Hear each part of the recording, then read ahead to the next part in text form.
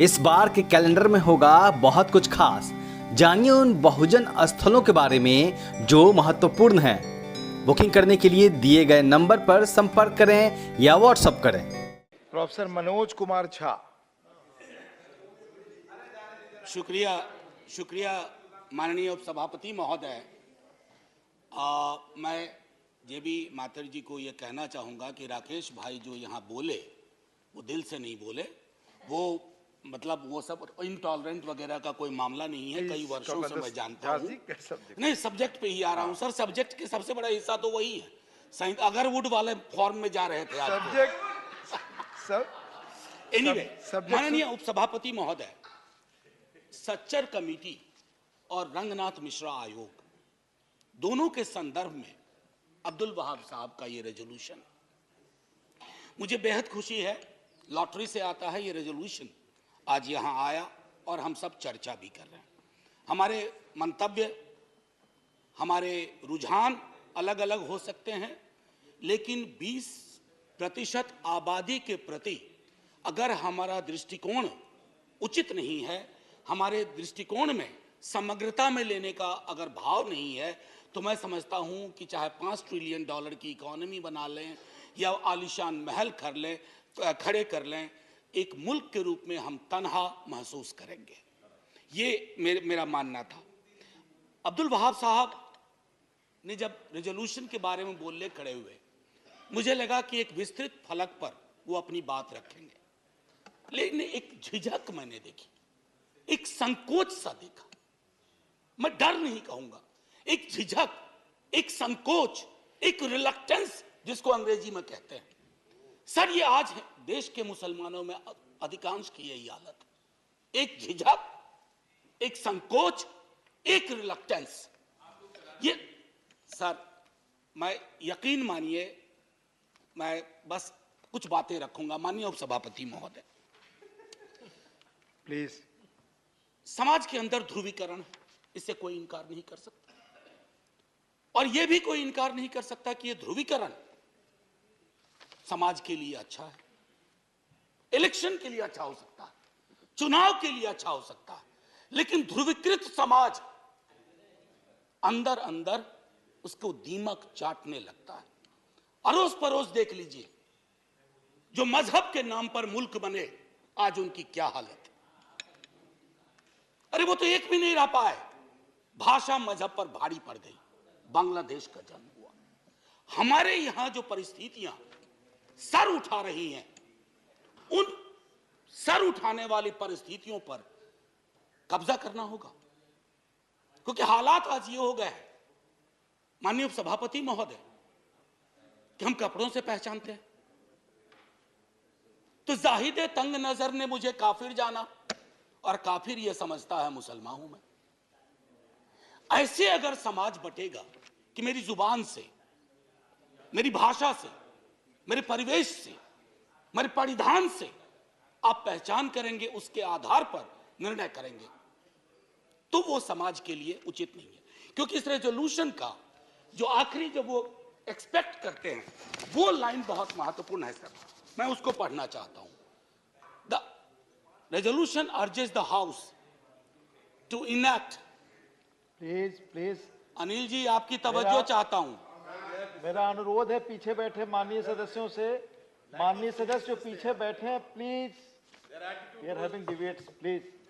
हाँ, बोले professor Jha. Sir, to enact a legislation for prevention of atrocities against minorities of the country so as to build confidence amongst Muslims who were vulnerable. सहज सी बात है sir, देश आजाद हुआ, राकेश भाई ने भी बहुत विस्तार से बात रखी, देश की आजादी, तकसीम, पार्टीशन। सर, मैं हाउस में प्रोफेसर झा बोले। सर, असल में क्या है ना, मेरे अंदर का या राकेश भाई के भी अंदर का शिक्षक मरा नहीं है, तो अक्सर हम जब बोलते हैं जी सर, आप सिर्फ आपको मैं छात्र तो मान ही नहीं सकता।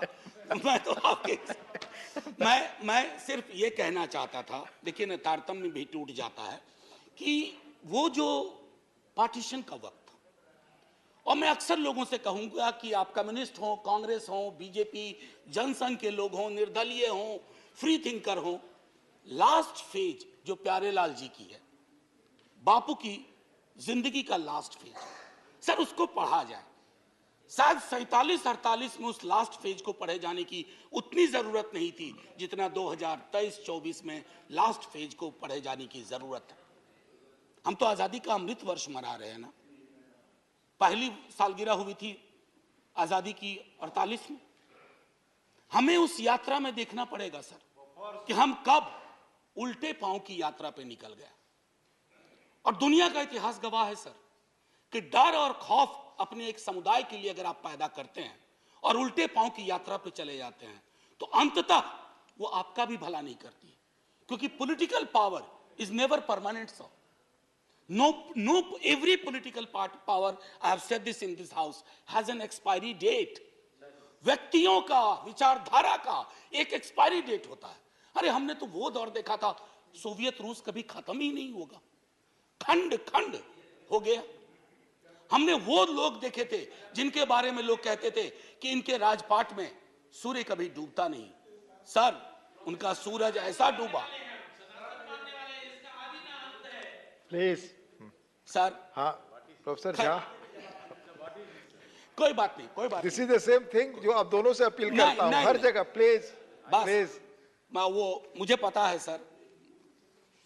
मैं एक चीज कहूंगा कि गांधी जी ने उसी दौर में एक बात कही थी कि किसी भी सभ्यता, और अपने देश को हम कभी देश नहीं कहते हैं, हमारे तमाम मित्र अग्री करेंगे, सहमत होंगे, हम इसको सभ्यता कहते हैं, हिंदुस्तान की सभ्यता। तो बापू ने कहा था कि जिस सभ्यता में माइनॉरिटीज के लिए जगह नहीं होगी उसको एक सार्थक दृष्टिकोण से नहीं देखा जाएगा, वो सभ्यता चूक सी जाएगी, उसके अंदर दिक्कतें पैदा होंगी। मैं बजटरी एलोकेशन में 1-2 मिनट लूंगा, उस पर बोलने से पूर्व एक बात कहूंगा कि डर और खौफ के इस माहौल ने इस देश में, जो मैंने झिझक की बात की अब्दुल वहाब साहब की, वो झिझक जो मैंने कहा कि वो मैं अपने स्टूडेंट्स में देखता हूं सर।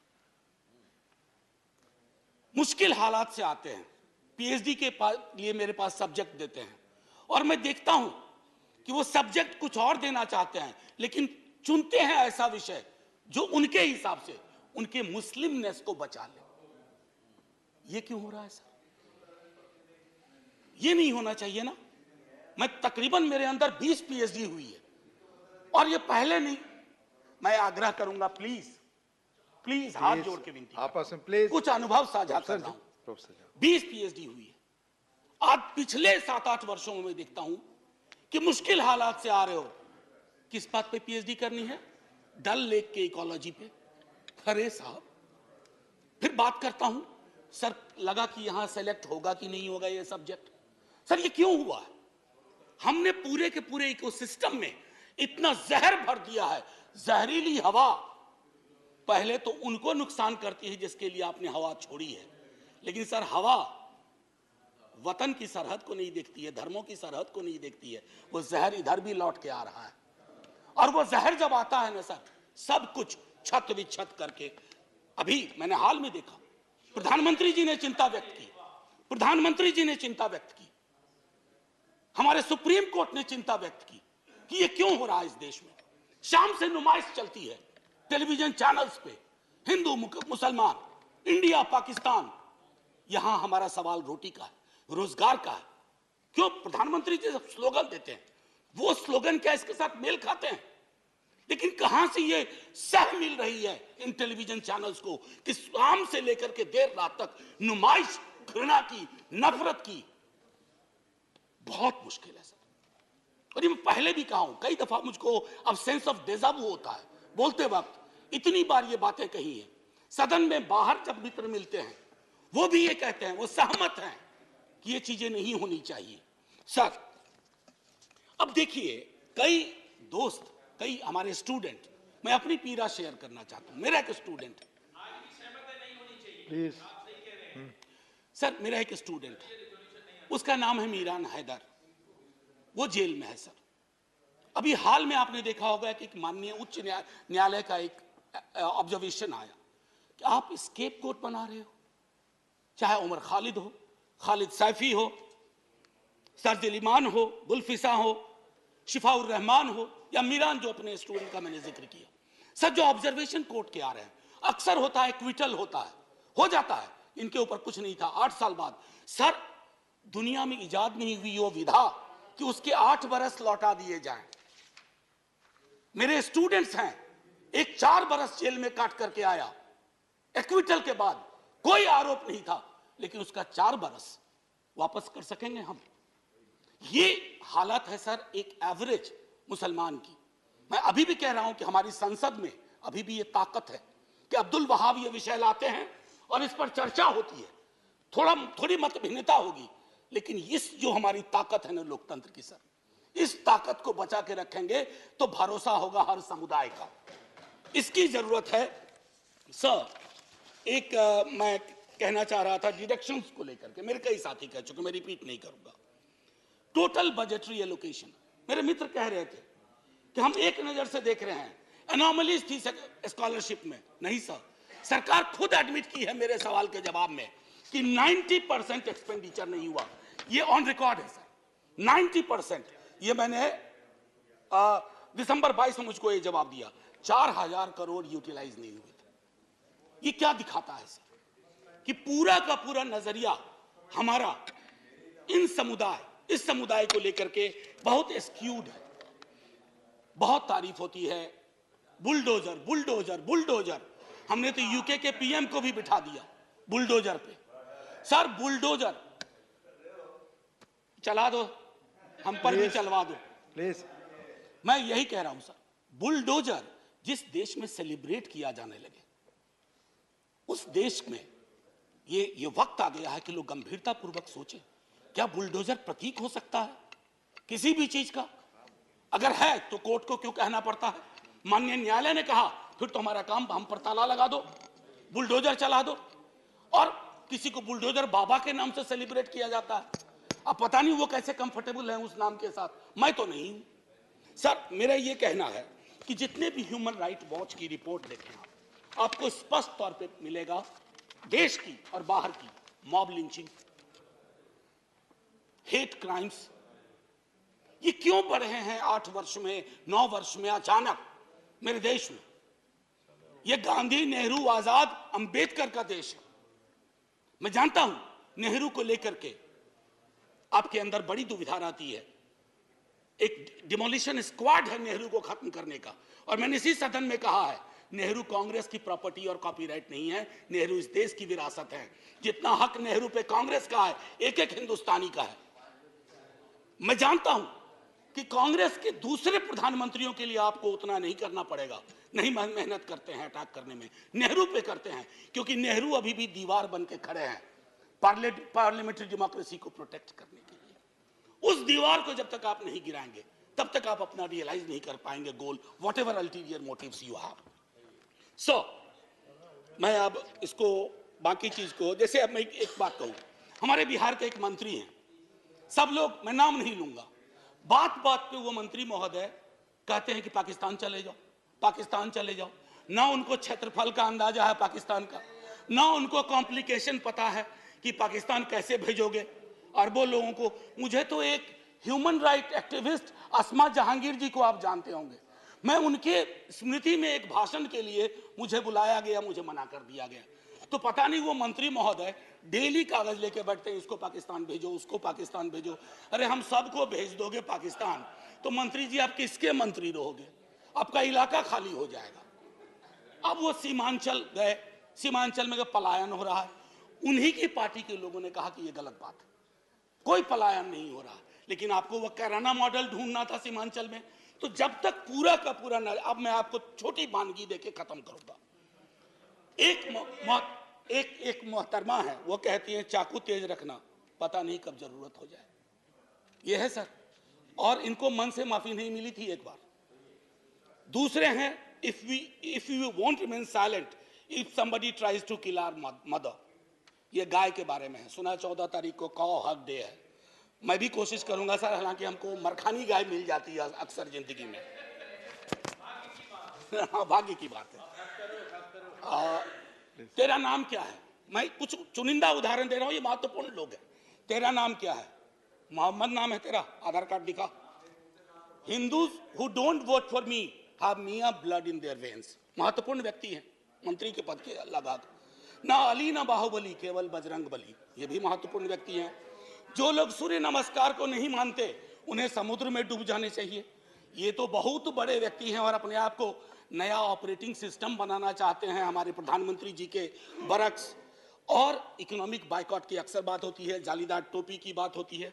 दिक्कत ये हो गई है सर कि कश्मीर, रोहिंग्या और फलस्तीन जैसे भी मुद्दे को आप मुस्लिम एंगल से देखते हैं। नहीं सर, ह्यूमन राइट एंगल से देखिए, उसमें भी समाधान के लक्षण है। यहां तो घर तक लोगों को नहीं मिलते, ये परिस्थितियां हैं। उनको जान, आखिरी में सब बस 1 मिनट लूंगा, आखिरी